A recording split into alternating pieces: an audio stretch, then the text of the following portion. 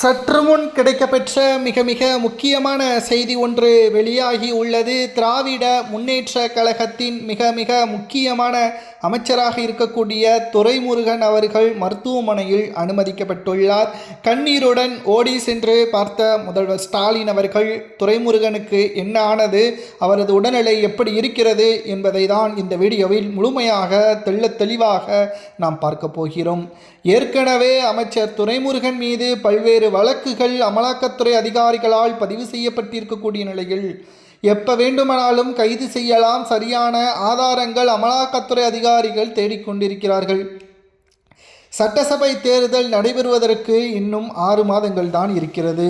மேலும் இந்த தேர்தலில் எப்படியும் திமுக தோல்வியே தான் தழுவும் என்ற உளவுத்துறையின் கணிப்பும் தற்பொழுது தலைமைக்கு தெரிந்துவிட்டது. ஒருவேளை சிறைக்கு சென்று விடுவோமோ, வயது மூப்பின் காரணமாக ஏற்கனவே உடல் உபாதைகள் அதிகமாக இருக்கிறது. இந்த வேளையில் அமெரிக்காவில் சிகிச்சை செய்தால் நிச்சயம் கண்டுபிடித்து விடுவார்கள். தேர்தலையும் சந்திக்க முடியாது, தோல்வியும் உறுதி. ஆனால் தமிழ்நாட்டில் இருக்கணும், அதே வேளையில் அமலாக்கத்துறை அதிகாரிகளது கைது நடவடிக்கையிலிருந்து தப்பிக்கணும்.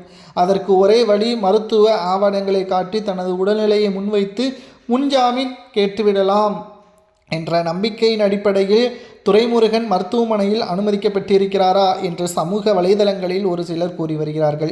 ஆனால் ஏற்கனவே துரைமுருகன் சிங்கப்பூரில் தனது இருதய சிகிச்சைக்காக வருடந்தோறும் சென்று வருவதும் கடந்த வருடமே சென்று வந்தார். அப்பொழுதும் கூட அது சரியான முறையில் சிகிச்சை அளிக்கப்படாத காரணத்தினால் சென்னையில் உள்ள தனியார் மருத்துவமனையிலும் அனுமதிக்கப்பட்டிருந்தார். தற்பொழுது மீண்டும் ஒரு முறை 6 மாதத்திற்கு பிறகு மீண்டும் ஒரு முறை அந்த செக்கப்பிற்காக சென்றுள்ளார் என்றும் இதனால் மருத்துவமனையில் போலீஸ் பாதுகாப்பும் குவிக்கப்பட்டது. முதல்வர் ஸ்டாலின் அவர்கள் இன்று மாலை துரைமுருகனை சந்திக்க திட்டமிட்டுள்ளார். இந்த சந்திப்பிற்கு பிறகு வரக்கூடிய சட்டசபை தேர்தலில் வயது மூப்பின் காரணமாக இருக்கக்கூடிய துரைமுருகன் ஏன் போட்டியிட வேண்டும், அவர் திமுகவின் ஆலோசகராகவே இருக்கலாமே என்ற ஒரு கேள்வியும் முன்வைக்கப்பட்டு வருகிறது.